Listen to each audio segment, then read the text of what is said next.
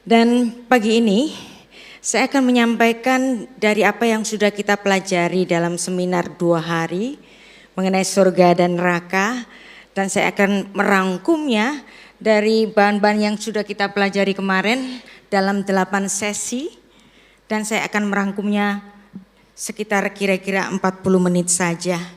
Dan yang paling penting yang sudah kita pelajari kemarin adalah hidup itu singkat, hafal. Dan itulah perjalanan kita yang terus-menerus bernafas untuk menuju ke kekekalan. Kemarin kita belajar mengenai sorga dan neraka, bukan dari kata orang, bukan dari kesaksian orang. Saya percaya Tuhan bisa memberikan visi, Tuhan bisa memberikan pengalaman-pengalaman rohani. Tetapi yang menjadi titik yang kita beratkan kemarin untuk kita pelajari bersama dari apa Alkitab bicara mengenai sorga dan neraka. Hal yang paling ontetik mengenai sorga dan neraka adalah apa yang diajarkan mengenai Lazarus orang kaya. Dan demikianlah Tuhan Yesus memberikan pengertian kepada kita bahwa sorga itu nyata dan neraka itu nyata. Dan demikianlah setiap orang yang di neraka merasakan kesusahan dan penderitaan. Dan di hidup kita yang singkat, yang setarikan nafas, hafal, hidup itu singkat, maka rayakanlah. Kematian itu pasti, maka bersiaplah. Demikianlah pesan-pesan dari kitab pengkhotbah yang jarang sekali mau kita baca. Karena kita pengkhotbah, kita membacanya menurutnya sia-sia.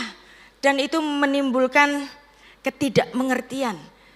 Kita sulit untuk mengerti kitab pengkhotbah karena kita membacanya dalam bahasa yang sudah diterjemahkan. Dan mengenai arti hidup yang setarikan nafas. Kemarin kita juga belajar bahwa nama Tuhan yang suci, 4 huruf suci itu dalam bahasa Ibrani. Huruf-hurufnya itu Yod, He, Vav, He.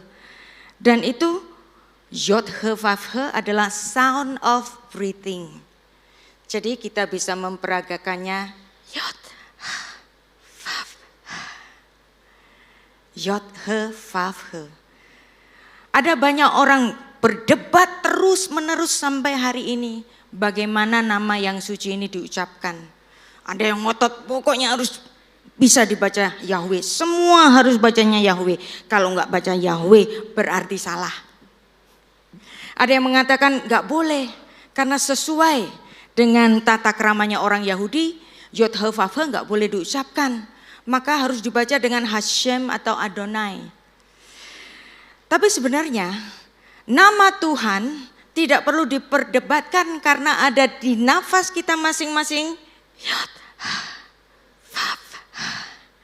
Yod He Vav He, Yod He Vav He, terus menerus sampai kita menarik nafas yang terakhir. Kita dipanggil Tuhan. Tapi yang menjadi pertanyaan, kenapa sih manusia itu harus mati? Emang ada manusia yang hidup terus, gak peduli betapa kayanya dia, bisa membeli obat apa saja, bisa memanggil dokter yang paling spesial untuk menyambung hidupnya. Tapi kalau Tuhan sudah panggil, ya panggil. Enggak peduli dia betapa kaya untuk dapat memberi obat-obatan dan banyak sekali alat-alat untuk medis. Tetapi demikianlah manusia mesti mati. Setiap kita makan, ambil sendok dan garpu, tangan kita M. Yang kiri juga M. Dalam bahasa Latin, memento mori. Dalam bahasa Indonesia, mengingat mati. Jadi tiap kali kita makan, lihat latihan mati juga nih. Mengingat mati. Karena kematian itu pasti. Justru hidup yang tidak pasti. Hidup besok mau ngapain? Kita tidak tahu. Tapi kematian itu pasti. Kenapa manusia itu harus mati? Karena sebenarnya manusia memiliki 2 unsur di dalam hidupnya, yaitu ada unsur yang dari debu Ketika itu Tuhan Allah membentuk manusia dari debu tanah, afar minha adama, dan menghembuskan nafas hidup ke dalam hidungnya. Demikianlah manusia itu menjadi makhluk yang hidup. Berarti ada unsur tanah, ada minha adama, lalu kemudian apa? Nishmat Chaim yang dihembuskan oleh Tuhan di dalam hidungnya Adam sehingga Adam menjadi makhluk yang hidup. Itulah nama Adam. Alef dan Dam. Alef sebagai lambang dari Elohim. Kemudian Dam, apa artinya Dam? Makhluk berdarah. Dam artinya darah, berarti Adam makhluk berdarah. Tetapi dia berbeda dengan makhluk yang lainnya. Berbeda dengan gajah, berbeda dengan harimau. Karena semua makhluk-makhluk yang lain tidak ada unsur Elohim, hanya Adam saja yang memiliki unsur Elohim, maka dia disebut Alef Dam. Adam. Dan kenapa dia dinamakan Adam? Karena dia diambil dari Adama. Apa itu Adama? Adama tanah. Karena dia diambil dari tanah, maka kemudian dia dipanggil Adam. Tanah dalam bahasa Ibrani Adama, makhluk yang diambil dari tanah, dia dipanggil Adam. Lalu kenapa sih manusia itu harus mati? Karena di dalam Kejadian 3 ayat 17 ketika Adam sudah berbuat dosa, Tuhan mengutuk tanah. Arura ha Adama. Kenapa yang dikutuk oleh tanah? Yang dikutuk Tuhan itu tanah. Mestinya yang dikutuk Adam, tapi Tuhan gak mau mengutuk Adam, Tuhan mengutuk Adamanya saja. Dan nanti kita akan dalami kenapa sih manusia itu kok melanggar. Karena memang ada hukum yang pertama diberikan kepada Adam, semua pohon di taman ini boleh kamu makan buahnya dengan bebas. Tetapi yang di tengah-tengah itu, Kejadian 2 ayat 17, jangan kamu makan buahnya darinya. Perhatikan, pada hari engkau memakannya, beyom akhalcha mimenu, pastilah engkau mati, mot tamut. Tuhan sudah memberikan warning kepada Adam, kalau kamu makan buah itu, pastilah engkau mati. Kenapa manusia itu harus diuji? Karena demikianlah manusia yang memiliki unsur Elohim dan dia memiliki free will. Maka dia harus diuji untuk mengetahui ketaatannya dan konsekuensinya jelas, yaitu apa? Mati. Dan ketika manusia itu memakan buah itu karena dia ingin seperti Allah, maka kemudian Kejadian 3 ayat 17, lalu firman-Nya kepada manusia itu, karena engkau mendengarkan perkataan istrimu dan memakan dari buah pohon yang telah kuperintahkan daripadamu, jangan kau makan buahnya, maka terkutuklah tanah. Arura ha Adama, berarti unsur tanah yang ada di bumi ini juga unsur tanah yang ada di tubuhnya Adam. Saat itu juga dia terkutuk. Adam mestinya enggak perlu mati. Saat itu Adam tunduk pada hukum kematian. Adam bisa sakit, Adam bisa menua, Adam bisa mati. Dan bukan itu saja, Adam juga memiliki konsekuensi yang lain. Semak duri dan rumput duri akan dihasilkan bagimu, tumbuh-tumbuhan di padang akan menjadi makananmu. Dan ini puncaknya ayat 19, dengan berpeluh engkau akan mencari makananmu sampai engkau kembali menjadi tanah, karena dari situlah engkau diambil, sebab engkau debu dan engkau akan kembali menjadi debu. Ki afar ata ve'el afar tasyuf. Demikianlah manusia semenjak Adam jatuh ke dalam dosa, manusia tunduk ke dalam hukum kematian. Tidak ada yang terkecuali. Gak peduli kita betapa kayanya, gak peduli kita hidup sehat, makanan sehat, olahraga, kalau mati ya mati. Maka demikianlah ada harapan bagi kita. Memang Tuhan mengutuk unsur tanah di dalam tubuh kita, tetapi Tuhan memberikan jalan keselamatan, yaitu apa? Melalui anaknya yang tunggal yang telah mati bagi kita, supaya roh kita dapat diselamatkan. Dan itulah pesan dari kitab Pengkhotbah yang menjadi penutup dalam pasal, yaitu pasal 12 ayat 7, menuliskan demikian, dan debu Afar kembali menjadi tanah seperti semula, dan roh ruah kembali kepada Allah yang mengaruniakannya.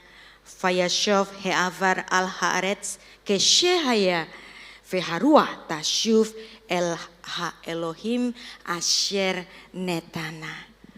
Tubuh kita akan kembali menjadi tanah, tetapi roh kita akan kembali kepada Allah yang mengaruniakannya. Berarti ada harapan kehidupan setelah kematian oleh karena Kristus yang telah mati untuk kita. Maka ibadah kita adalah ibadah kasih karunia. Ibadah anugerah. Apa itu ibadah kasih karunia? Kalau orang-orang lain, agama-agama lain mencoba untuk meraih surga dengan amal ibadahnya, emang bisa untuk membeli surga? Kita tidak akan bisa membeli surga dengan amal ibadah kita, kecuali yang punya surga datang ke bumi untuk memberitakan keselamatan dan akan mengantar kita ke surga. Makanya inilah konsep ibadah kita. Bukan untuk membeli surga, bukan untuk membeli kapling surga, tetapi untuk bersyukur. Karena konsep kasih karunia adalah yang memberi tidak berkewajiban. Tuhan tidak punya kewajiban untuk menyelamatkan kita. Manusia yang salah kok yang menerima, yaitu manusia gak punya hak untuk diselamatkan, tapi diberi.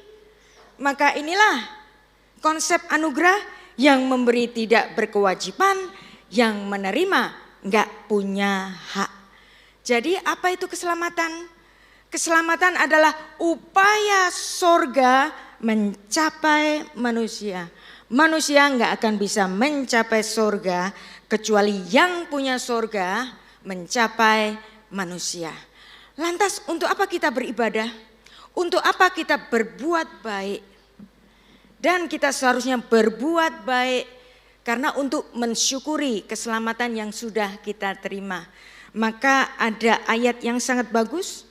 Ulangan 16 ayat 20, sedek tirdov, bekerjar-kejarlah dalam perbuatan bersedekah. Semata-mata keadilan itulah yang harus kau kejar. Ini kan terjemahannya bahasa Indonesia, tetapi saya bisa membacanya sesuai bahasa asli Ibraninya. Sedek tirdov, sedekah itulah yang harus engkau kejar. Engkau berkejar-kejaran dalam memberi sedekah. Memberi sedekah bukan syarat keselamatan, tetapi memberi sedekah adalah cara kita mengucapkan syukur. Dalam Matius 5 ayat 20, Tuhan Yesus mengatakan kepada murid-muridnya, kalau kebenaranmu, kalau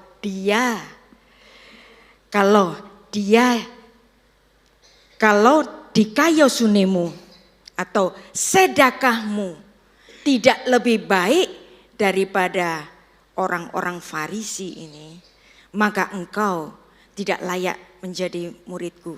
Kenapa sih sedekahnya orang Farisi itu kok dijadikan standar oleh Tuhan Yesus? Padahal Tuhan Yesus itu sering marah-marah sama orang Farisi. Kamu ular beludak, tapi untuk sedekah dijadikan standar. Karena orang-orang Yahudi itu disiplin dalam memberikan sedekah. Maka sebagai murid Kristus yang sudah diselamatkan, dan Kristus pusat keselamatan kita, mengharapkan kita untuk lebih baik dalam bersedekah daripada orang-orang Farisi. Tuhan Yesus mengatakan, jika sedekahmu tidak melebihi ahli-ahli Taurat dan orang-orang Farisi, sesungguhnya kamu tidak akan masuk ke dalam kerajaan sorga. Kalau kamu medit, ini bahasa gampangnya, kamu malu-maluin aku. Maka ketika kita bersedekah, ketika kita mendukung pelayanan bagi Tuhan, ketika menyokong orang miskin, ketika kita berbuat baik bukan untuk membeli kapling surga, tetapi untuk keselamatan. Karena apa? Karena hidup kita singkat. Kerja, mati juga. Hidup sehat, mati juga. Tetapi saat kita mati bukanlah hal untuk kita takuti, karena saat kita mati adalah titik di mana kita semua masuk ke dalam kekekalan, ke langit baru dan bumi yang baru. Dan sebenarnya cara mati yang bagaimana yang kita inginkan? Siapa sih yang gak ingin mati secara bermartabat, dikelilingi keluarga, di tempat tidurnya sendiri, di rumahnya sendiri. Dan itulah yang diinginkan oleh orang-orang Yahudi, seperti kematiannya Musa. Ulangan 34 ayat 5, bahasa Indonesianya, lalu matilah Musa hamba Tuhan itu di sana di tanah Moab sesuai dengan firman Tuhan. Dan terjemahan ini benar. Tetapi kalau kita membaca dalam bahasa aslinya, menarik sekali. Karena bahasa asli Ibrani bisa dibaca dalam berbagai macam sisi. Makanya ada istilah shivim panim letora. Ada 70 wajah Torah, satu ayat bisa dibaca sebanyak 70 macam. Maka saya akan memberikan cara baca yang kedua. Saya baca ayatnya dalam bahasa Ibrani dulu. Vayamot Sham Moshe Evet Adonai Be'eretz Moab Alpi Adonai. Nah, frasa terakhir Alpi Adonai. Lalu matilah Musa hamba Tuhan itu di sana di tanah Moab Alpi Adonai. Al itu oleh karena, pi itu mulut, Adonai Tuhan. Jadi ayat ini bisa saya baca sebagai dan matilah Musa oleh karena bibirnya Tuhan. Berarti Musa mati dengan cara apa? Dicium Tuhan secara divine kiss. Siapa yang enggak menginginkan kematian yang sedemikian? Dan saya bersaksi ketika ayah saya meninggal umur 84 tahun. Beliau sudah terbiasa untuk doa pagi setiap hari jam 3 pagi. Setelah itu, setelah doa pagi istirahat, lalu kemudian mandi, makan seperti biasa. Di umur yang ke-84 masih bisa makan sendiri, tapi yang enggak bisa adalah minum susu, takut keselak. Maka harus disuapi susu. Hari itu jam 8 ketika disuapi susu 1, 2, pas jam 8 tiba-tiba pergi begitu saja.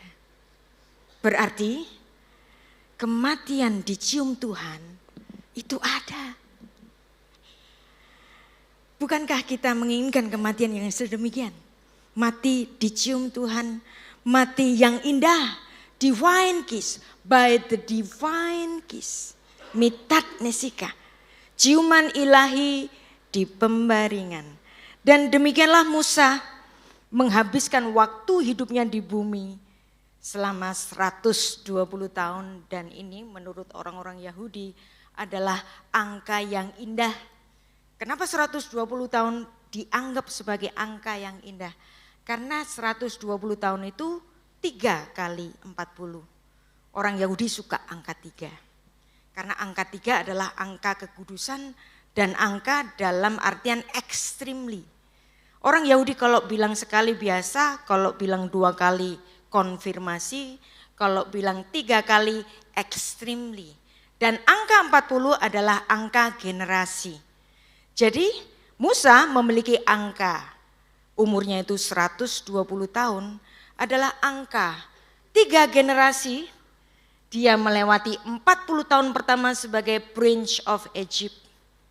Musa dididik sebagai pemimpin masa depan di istana Fir'aun. Dia sengaja dipisahkan oleh Tuhan supaya apa? Dia terpisah dari saudara-saudaranya karena saudara-saudaranya adalah kaum budak. Kalau kaum budak akan kerja rodi, enggak sekolah. Maka Tuhan buatkan acara yang besar. Seolah-olah Fir'aun ini memberikan suatu dekrit. Semua bayi-bayi dari orang Ibrani harus dibunuh dan dilemparkan ke sungai Nil. Dan apa yang terjadi pada yang dirasakan oleh orang tuanya Musa, mereka ketakutan menyembunyikan bayi ini. Tapi lama-lama nggak bisa disembunyikan kan? Nah, kemudian ibunya berikhtiar. Dia kemudian membuatkan perahu kecil dan kemudian menutupinya dengan gala-gala dan ter, menaruh putranya di situ, melarungkannya di sungai Nil, berharap kalau ada orang Mesir yang jatuh hati dan kasihan, lalu mengangkatnya sebagai putra. Dan atas kehendak Tuhan yang mengangkatnya adalah putri Fir'aun, dan putri Fir'aun itu yang mengadopsi Musa sebagai putranya. Maka saat itu pula Musa menjadi Prince of Egypt, dididik untuk ilmu apapun termasuk ilmu peperangan, ilmu hikmat dan semuanya. Musa belajar mengenai hikmat Mesir, semuanya dia belajar dari istana Fir'aun. Lalu kemudian Musa tidak dibiarkan hidup di dalam zona nyaman terus, Tuhan panggil dia supaya Musa tahu kehidupan yang sebenarnya, dia menghadapi bagaimana bahaya dan seterusnya. Ada suatu insiden, Musa membela budak Ibrani dan dia memukul orang Mesir itu dan orang Mesir itu mati. Dan terbukalah kedoknya bahwa Musa bukan orang Mesir tetapi dia keturunan Ibrani dan dia harus lari dari Mesir. Kemudian dia menjadi pengelana selama 40 tahun dan dia menjadi gembala dan kemudian mendapatkan istri dari putri Yitro. Dia belajar banyak hal untuk 40 tahun kedua. Nah, Musa sudah menjadi pribadi yang tangguh. Dia seorang intelektual termasuk dia tangguh. Dia tahu ilmu bumi, makanya dia kalau nulis dalam Kejadian pasal 2 mengenai Taman Eden, dia kasih keterangan, Taman Eden itu dekat Hawilah yang banyak emasnya. Loh kenapa sih kok dikasih keterangan banyak emasnya? Ini menandakan bahwa Musa pernah ke situ, di situ banyak emasnya. Maka dia kasih keterangan. Kalau kita bayangkan hari ini, Musa menjadi pengelana selama 40 tahun, berarti Musa bisa membuat peta.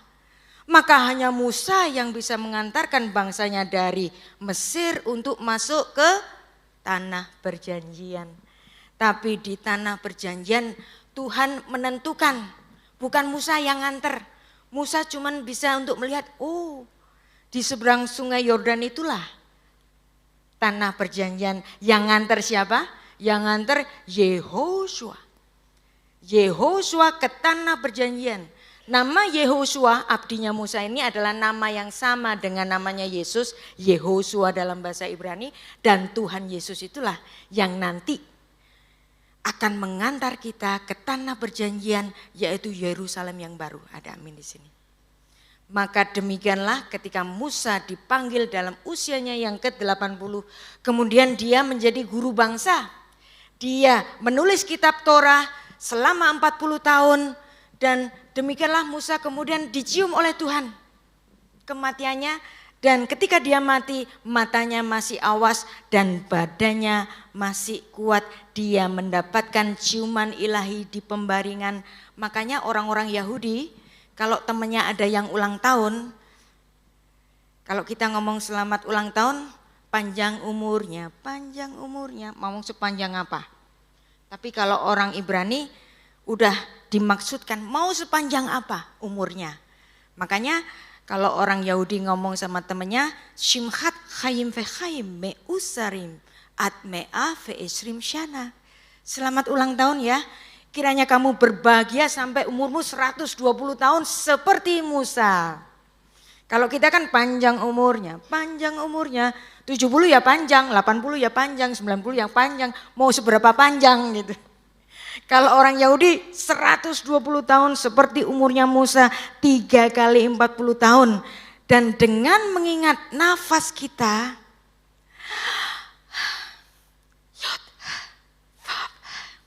maka kita ini latihan mati. Demikianlah pesan dari kitab Pengkhotbah, terutama Pengkhotbah 1 ayat 2. Kalau kita baca dalam bahasa Indonesia yang sudah diterjemahkan ini, diterjemahkan apa? Kesia-siaan belaka, kata Pengkhotbah, kesia-siaan belaka, segala sesuatu adalah sia-sia. Makanya orang Kristen gak ada yang suka baca kitab Pengkhotbah, karena terjemahnya lost in translation. Dan inilah the danger of the Bible translation. Makanya Torah kalau sudah diterjemahkan bukan Torah lagi, tapi terjemahan Torah. Demikian pula kitab Pengkhotbah ketika diterjemahkan dalam bahasa Indonesia maupun bahasa Inggris. Vanity, vanity, all is vanity. Vanity ya sama, artinya apa? Sia-sia, absurd, futility. Maka orang Kristen baik yang membaca dalam bahasa Indonesia maupun membaca dalam bahasa Inggris malas baca kitab Pengkhotbah. Makanya bagi kita yang punya waktu untuk belajar bahasa asli, coba saya akan peragakan bagaimana ayat ini ketika dibaca dalam bahasa asli, karena orang Yahudi itu kalau berpikir itu selalu konkret, bisa diperagakan. Jadi Pengkhotbah 1 ayat 2 ini dibaca demikian. Havel havelim, Amar Kohelet, Havel havelim, Hakol havel. Saya mengucapkan berapa kata Habel untuk ayat ini? 5 kata Habel. Siapa itu Habel? Habel adiknya Kain. Habel adalah generasi pertama di Alkitab kita yang umurnya singkat. Karena memang nama Habel artinya mere breath, setarikan nafas. Maka seperti umurnya dia setarikan nafas. Maka kalau kita bernafas, bapak-bapak, ibu-ibu, ingat ketika kita bernafas kita ngapain? Latihan mati. Kematian adalah hal yang sangat menakutkan, teror.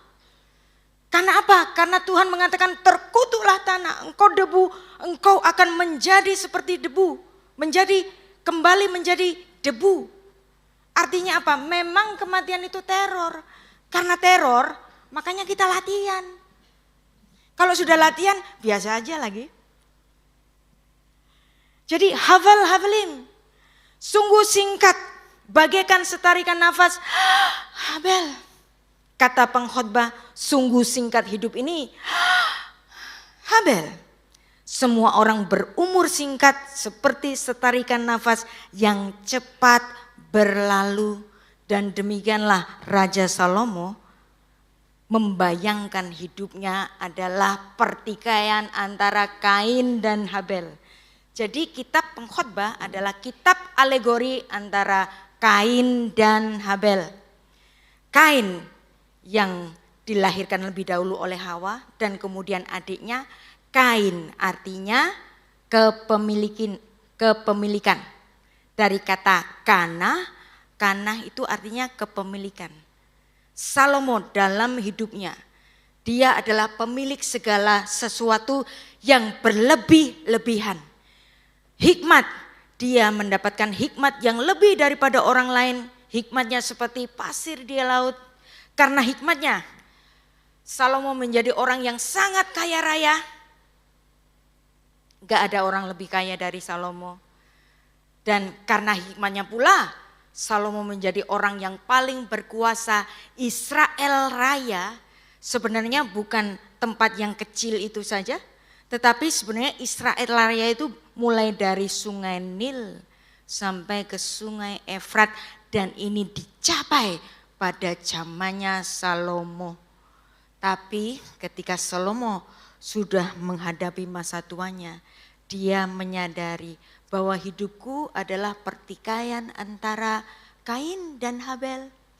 Aku memiliki semuanya dalam hidupku. Aku terus menerus mencari rezeki, terus menerus mencari hikmat. Tapi ternyata aku harus sadar bahwa umurku hanya setarikan nafas. Satu saat Habelku akan dibunuh oleh kepemilikanku. Jadi demikianlah kita semuanya, di dalam tubuh kita ada pertikaian Kain dan Habel. Kain possession, Habel adalah nafas. Nah, dari tadi saya ngomong mengenai latihan mati. Latihan mati mulai dari menarik nafas, bahwa kehidupan kita tergantung kepada Tuhan saja yang memberikan kita nafas. Maka ketika kita mengingat nama Tuhan yang suci, Yod He Vav He, ya Yod He Vav. Lalu latihan yang kedua, melihat tangan kita yang memang ada 2M, memento mori, mengingat mati. Latihan yang ketiga, kita tidur sebagai latihan mati. Nah, kenapa tidur bisa kita jadikan sebagai latihan mati? Nah, ini diambil dari doa yang ditulis oleh Raja Daud dalam Mazmur 31 ayat 6. Dan ini biasanya dikutip oleh orang-orang Yahudi sebelum tidur. Ke dalam tanganmu lah kuserahkan nyawaku, Engkau membebaskan aku ya Tuhan Allah yang setia. Dan menariknya di sini, ke dalam tanganmu lah aku menyerahkan nyawaku, bahasa Ibraninya itu beyadecha afkit ruhi. Ke dalam tanganmu lah secara harfiahnya itu aku mendepositokan rohku. Menarik, ya kan? Makanya ayat ini dipakai sebagai ayat sebelum tidur, doa sebelum tidur. Kok kita itu menyerahkan nyawa kepada Tuhan itu seperti deposito. Ya, seperti deposito ke bank. Dan kata-kata ini masih dipakai sampai hari ini oleh orang-orang Israel ketika mendepositokan uangnya di bank. Anahnu, mafkiding, kesef, babang. Jadi kata afkid, pakat, mafkidim, afkid sama. Dalam artian deposito. Apa sih deposito itu? Kita taruh uang di bank, dapat bunga, dan sewaktu-waktu bisa kita klaim kembali. Maka demikianlah kalau kita menyerahkan nyawa kita kepada Tuhan sebelum tidur, kemudian pagi-pagi, bangun. Kita bersyukur nyawa kita kembali, berarti kita dapat mengklaim kembali nyawa itu. Dan doa tadi, yaitu Mazmur 31 ayat 6, dipakai untuk doanya anak-anak kecil di Amerika dalam bahasa Inggris. Saya bahasa Indonesia kan. Sekarang aku terbaring untuk tidur, kubanyakan doa agar Tuhan menjaga jiwaku. Jika aku mati sebelum terjaga, kumohon Tuhan sudi membawa jiwaku ke hadiratnya. Jadi anak kecil di Amerika itu sudah diajari tidur itu latihan mati. Kalau seandainya aku mati di dalam tidurku, kiranya Tuhan menerima jiwaku di dalam hadiratnya. Indah sekali bukan? Justru diajarkan sejak anak-anak. Ketika bangun, kita bangun mendapatkan nyawa kita kembali. Apa yang kita katakan kepada Tuhan, modeh ani levanecha. Thank God I'm alive, terima kasih Tuhan. Aku hidup kembali oleh karena kasih karuniamu. Maka ayat yang indah tadi, yaitu Mazmur 31 ayat 6, dikutip oleh Tuhan Yesus di kayu salib. Wow. Jadi menarik sekali, Tuhan melihat bahwa orang-orang yang mengasihi Dia, terutama adalah ibunya, dan perempuan-perempuan yang ada di kayu salib itu, dan juga ada satu muridnya yaitu Yohanes. Ketika Tuhan Yesus hendak menyerahkan nyawanya, Tuhan Yesus mengutip sebuah doa sebelum tidur. Dan Tuhan Yesus mengatakan, lalu Yesus berseru dengan suara nyaring, Ya Bapa, ke dalam tangan-Mu lah kuserahkan nyawaku. Bahasa Ibraninya afi beyadeha afkid ruhi. Tuhan mengutip kata-kata yang indah untuk doa malam, doa sebelum tidur. Untuk memberi harapan kepada murid-muridnya bahwa suatu saat nyawa Tuhan Yesus akan kembali dan Dia bangkit. Dan ini adalah harapan secara implisit yang diberikan kepada ibunya, kepada perempuan-perempuan yang di dekat salib itu. Dan dengan harapan yang sama, saat ini pula kita setiap kali tidur, kita menyerahkan nyawa kita kepada Tuhan. Dan ketika Tuhan Yesus menyerahkan nyawanya, dan setelah berkata demikian, ia menyerahkan nyawanya. Jadi Tuhan Yesus itu, kalau dia sendiri enggak menyerahkan nyawanya, dia tidak akan bisa mati. Karena tubuh Tuhan Yesus adalah tubuh yang sempurna seperti dikala dahulu Adam sebelum jatuh ke dalam dosa. Seharusnya Adam itu enggak perlu menghadapi kematian. Seandainya dia tidak jatuh ke dalam dosa. Demikian pula Yesus, Anda bisa bayangkan Tuhan Yesus itu didera, dicambuk, berdarah-darah sekian jam. Kalau orang biasa itu sudah mati. Ya kan? Tapi Tuhan Yesus tidak akan mati kecuali Dia sendiri yang menyerahkan nyawanya, dan betul-betul Dia mati dengan tanda apa?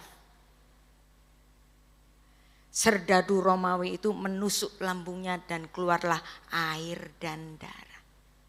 Itu untuk mengkonfirmasi betul-betul bahwa Tuhan Yesus itu mati.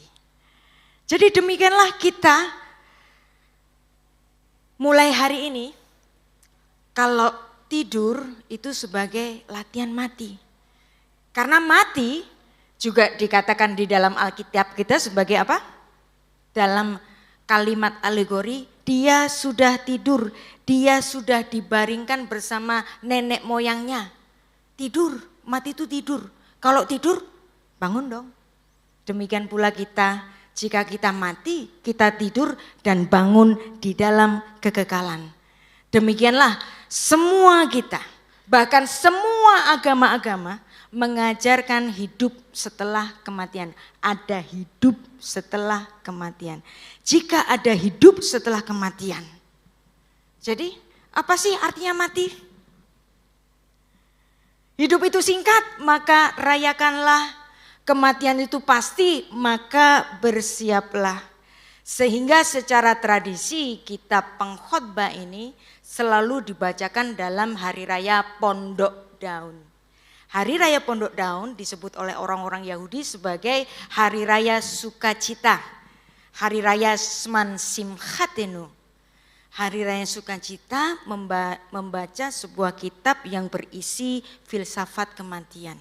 Nah, aneh ini orang Yahudi. Ya. Hari raya sukacita tapi membaca kitab yang menuliskan filsafat kematian. Karena hidup kita yang singkat, maka bergembiralah. Pakailah sebaik-baiknya untuk berbahagia. Maka jangan lupa bahagia bapak-bapak, ibu-ibu. Urusan kecil jangan dibesar-besarkan. Urusan besar kita kecilkan supaya kita dapat berbahagia. Dan kita menjadi orang-orang yang bertanggung jawab terhadap segala masalah supaya kita cepat berbahagia. Karena hidup itu singkat dan kematian itu pasti. Dan hari raya Pondok Daun itu adalah hari raya yang jatuh pada musim gugur. Maka demikianlah di musim gugurnya manusia, bapak-bapak, ibu-ibu, kalau sudah usia masuk ke 50, 60, 70 itu kan musim gugur. Mau masuk ke musim dingin. Apa itu musim dingin kita? Ketika kita tidur dan tubuh kita dingin. Nah, ketika tubuh kita dingin, ya artinya berganti alam. Sekarang saya mau bertanya kepada Anda, kenapa sih datang Sabtu-Sabtu begini ke gereja? Kok nggak healing sih? Tamasya. Banyak orang ke gereja hanya sekedar absen. Aku sudah ke gereja loh Tuhan. Aku sudah ke gereja loh Tuhan. Makanya banyak orang itu lebih memilih gereja yang ada di mall. Kenapa? Sekalian apa? Wisata kuliner. Yang penting pokoknya nang gereja, ya toh? Aku sudah ke gereja loh Tuhan. Dan kita sebenarnya ke gereja itu untuk apa sih? Kenapa kita ke gereja? Karena kita tahu bahwa nanti itu ada surga dan neraka. Maka kita harus ke gereja. Karena apa? Wedi mlebu neraka. Makanya absen. Sudah ke gereja loh aku Tuhan. Sudah ke gereja loh aku Tuhan.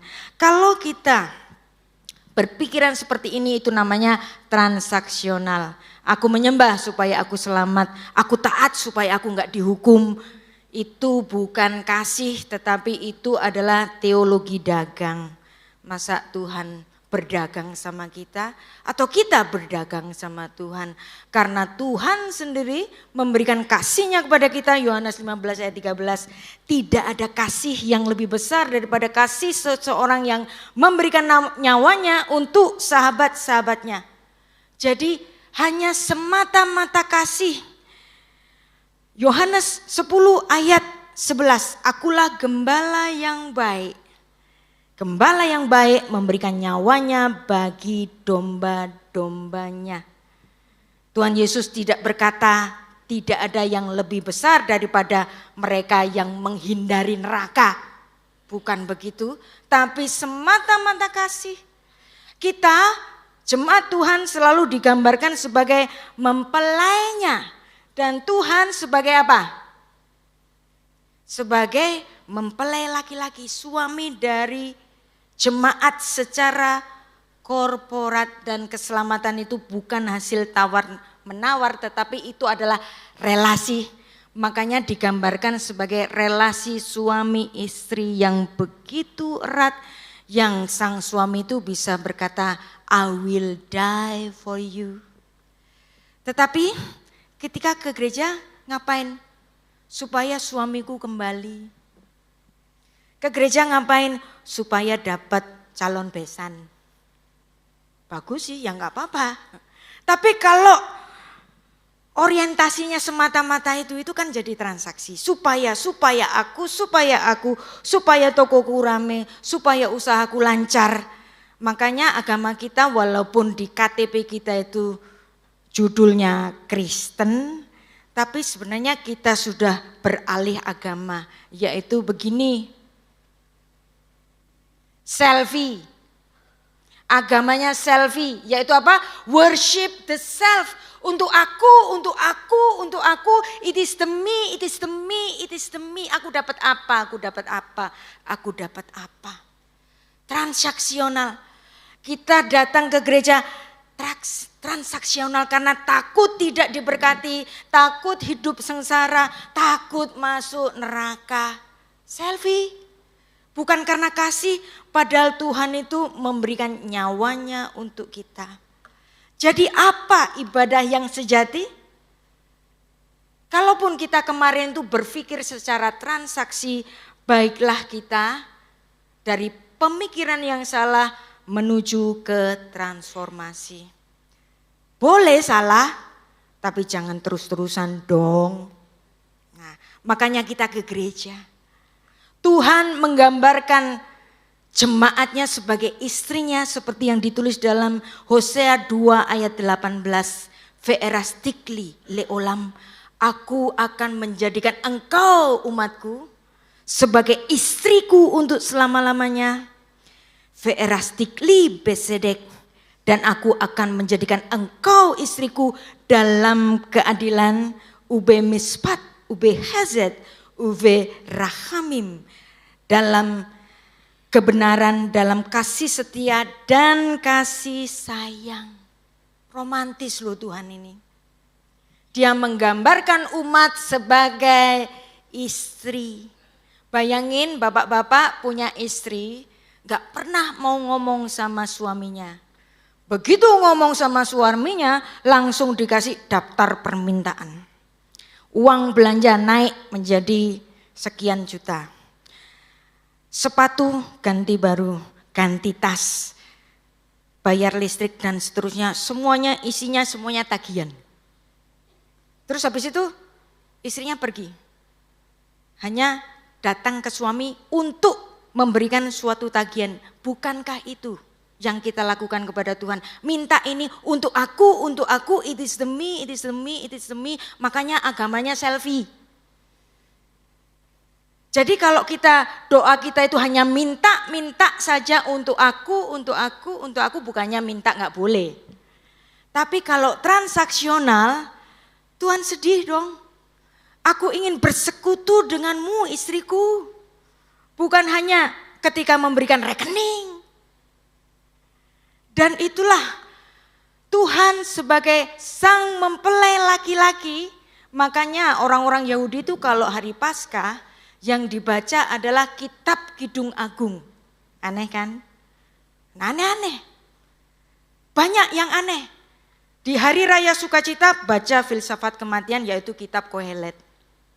Lalu di hari raya Paskah mereka membaca kitab Kidung Agung. Kenapa? Karena di hari raya Paskah adalah momen di mana Tuhan menebus orang Israel dari kaum budak menjadi kaum merdeka, dan ada penggambaran bahwa umat adalah istrinya Allah dan Tuhan adalah sang suami, yang dimana sang suami ini mau memberikan nyawanya. Dan yang paling monumental dalam kitab Kidung Agung adalah Kidung Agung 8 ayat 6. Taruhlah aku seperti meterai di hatimu, seperti meterai di lenganmu, karena cinta kuat seperti maut, kegairahannya gigih seperti dunia orang mati, nyalanya seperti nyala api Tuhan.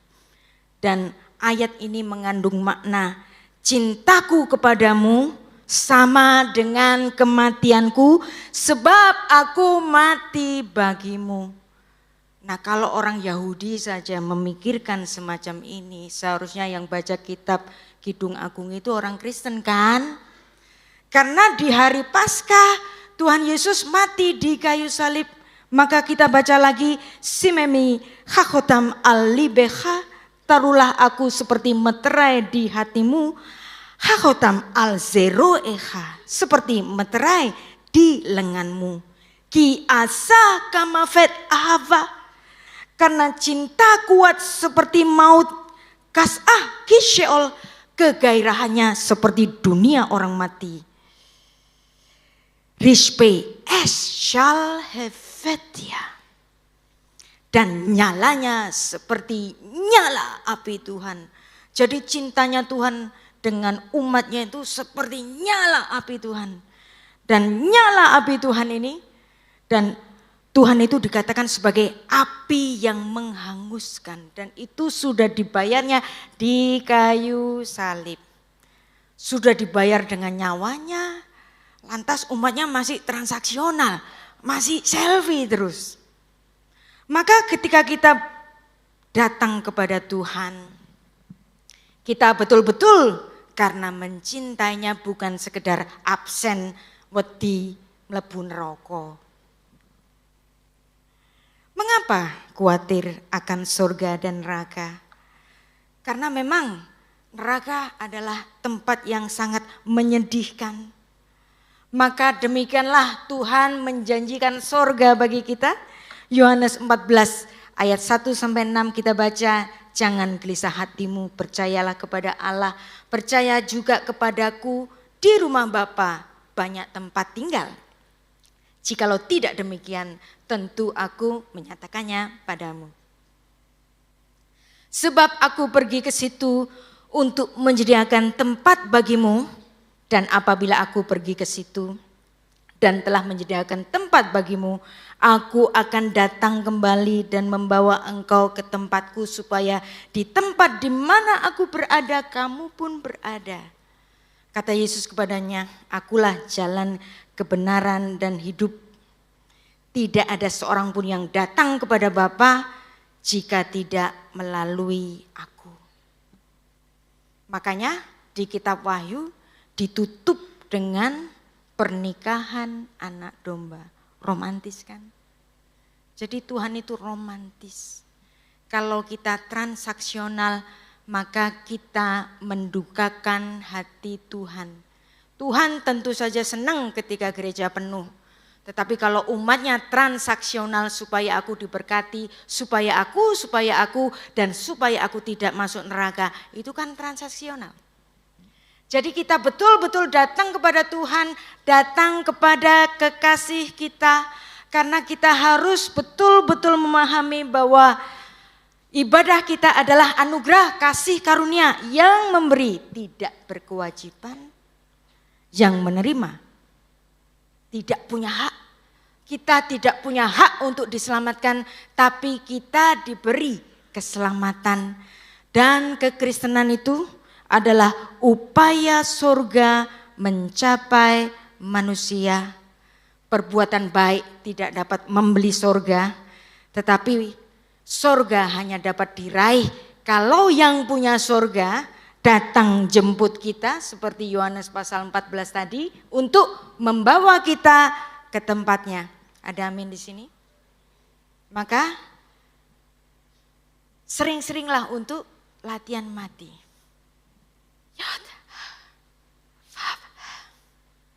Hidup itu singkat. Setarikan nafas saja. Memento mori.